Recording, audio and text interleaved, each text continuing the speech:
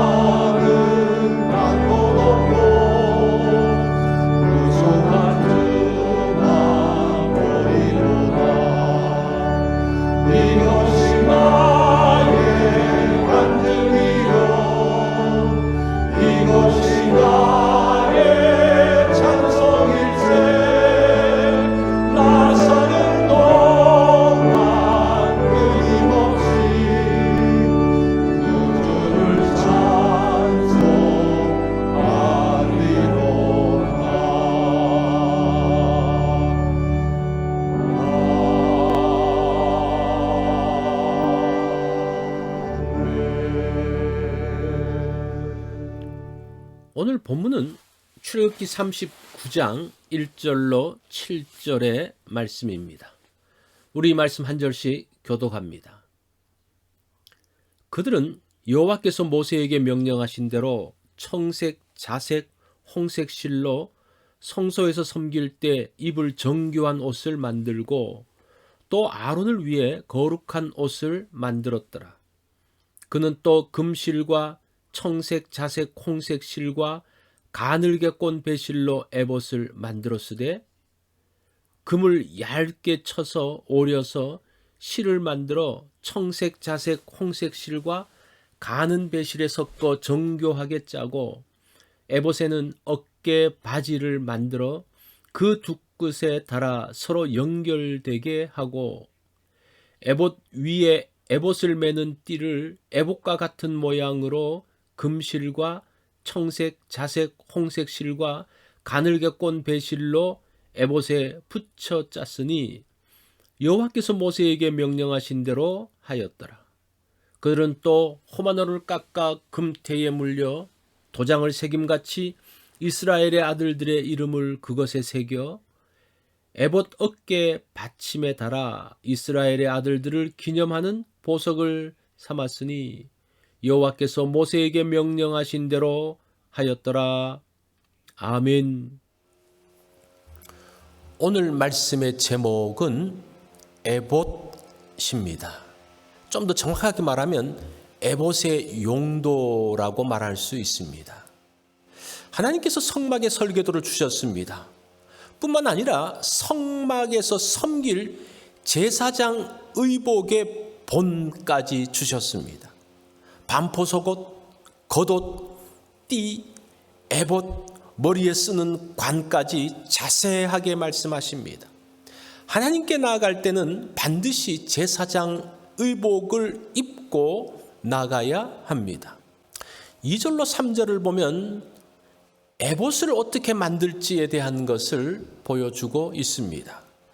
그는 또 금실과 청색, 자색, 홍색 실과 가늘게 꼰 배실로 에봇을 만들었으되 금을 얇게 쳐서 오려서 실을 만들어 청색, 자색, 홍색 실과 가는 배실에 섞어 정교하게 짜고 라고 합니다.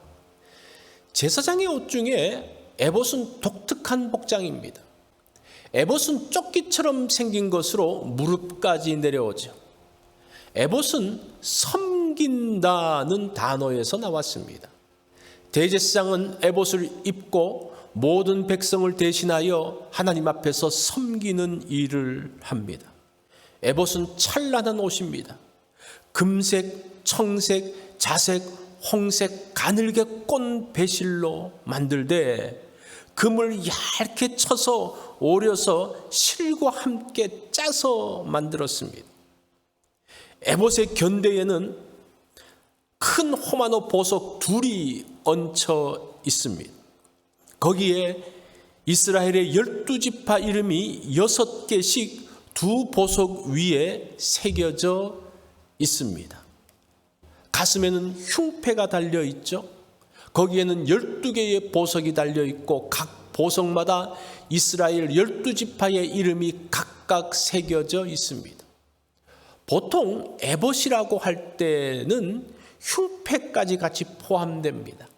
그 흉패 속에는 하나님의 뜻을 아는 데 사용하는 우림과 둠빔이 있어 사람들은 제사장의 에봇을 신기한 것으로 여겼습니다.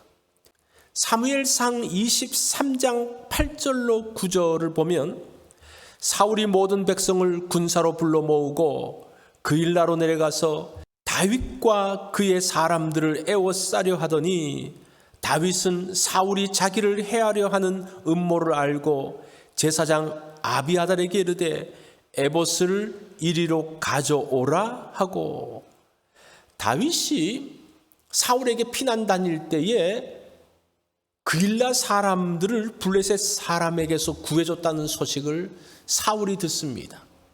사울이 그일라로 다윗을 잡기 위해서 간다는 소문이 퍼졌습니다. 그때 다윗은 아비아달 제사장에게 에봇을 가져오게 했습니다. 에봇을 가지고 와서 하나님께 묻습니다. 사울이 과연 이곳으로 오겠습니까? 사울이 오면 그일라 사람들이 나를 사울에게 넘기겠습니까? 이런 질문들을 하는 거예요. 하나님께서 에봇을 통해서 답변하십니다. 그렇다 라고 말씀하시자 다윗은 바로 그일라를 떠납니다. 시글락의 위기 가운데서도 다윗이 에봇을 가지고 하나님의 뜻을 묻는 장면이 사무엘상 30장 7절에 나옵니다. 이처럼 에봇은 하나님의 뜻을 아는 데 독특한 역할을 하는 기구였습니다. 에봇은 제사장의 복장 중에 참으로 독특한 것입니다. 하나님을 섬기는 데 입는 옷일 뿐 아니라 하나님의 뜻을 아는 데도 필요한 옷이었습니다. 제사장이 에봇을 입고 하나님의 뜻을 알려주었습니다. 그래서 사사시대에는 이스라엘 백성들이 에봇을 섬겼습니다. 기드온이 전쟁에서 승리한 후에 전리품을 백성에게서 받아서 금으로 에봇을 만들어 기드온 성읍인 오브라에 두었습니다. 온 이스라엘 사람들이 에봇을 음란하게 섬겼다라고 합니다. 사사시대에 에브라임 산지의 미가라는 사람은 자신의 집에 신당을 만들어 놓았습니다. 거기에 신상과 드라빔과 에봇을 만들어 놓고 섬겼습니다. 단 지파는 이것들을 가지고 자신의 지파에게로 돌아갔습니다. 에봇이 이러한 모습으로 그 당시에 쓰여지기 시작합니다. 에봇은 하나님의 아이디어로 만든 옷입니다. 에봇과 흉패를 통해서 하나님의 뜻을 알려주십니다. 에봇에게 신비한 능력이 있는 것이 아닙니다. 에봇은 하나님께서 만드셨으나 그 에봇을 섬기는 것은 잘못됐다는 거예요. 에봇은 하나님께 나아갈 때 입는 옷일 뿐입니다. 에봇은 하나님을 섬기기 위해 입는 옷입니다.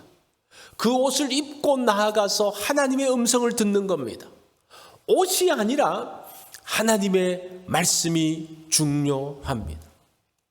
주객이 바뀌어서는 안 되죠. 무엇이 진짜인지를 알아야 합니다.